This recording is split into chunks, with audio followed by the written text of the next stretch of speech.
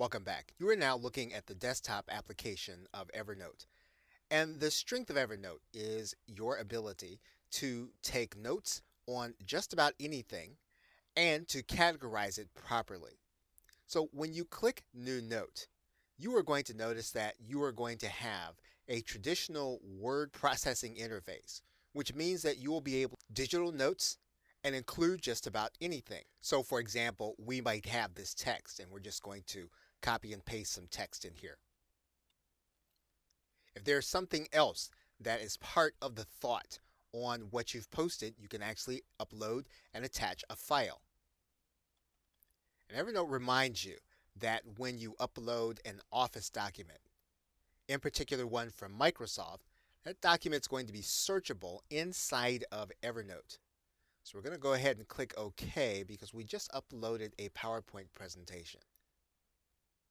And so that can be associated with all of the data that you have just entered. You can upload an image.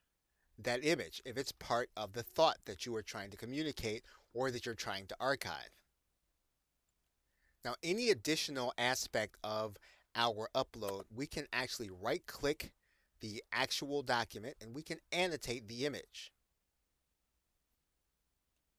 So in this particular case, we can add information to the image and we can further give it some clarity so that again, when we are looking to search for this image or we're doing a search later on, we will have archived information that will help us. And of course, we can save our annotation. The key is that once we have archived this information, it's going to be searchable and it's going to be synced across our devices. We can also add to the document with written notes. So if we capture it with an image, we can take our photo and we can have this added to the document. When we save it as a document, that means then that this content is actually going to be searchable. We'll click Save, and now this document is now part of our note.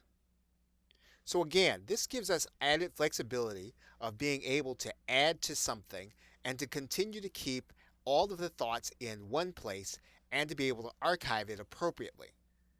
Now, in another video in this series, we are actually going to show you how to categorize and how to notate so that you'll be able to find things easy. However, one of the things you want to be aware of is that with Evernote, you will be able to find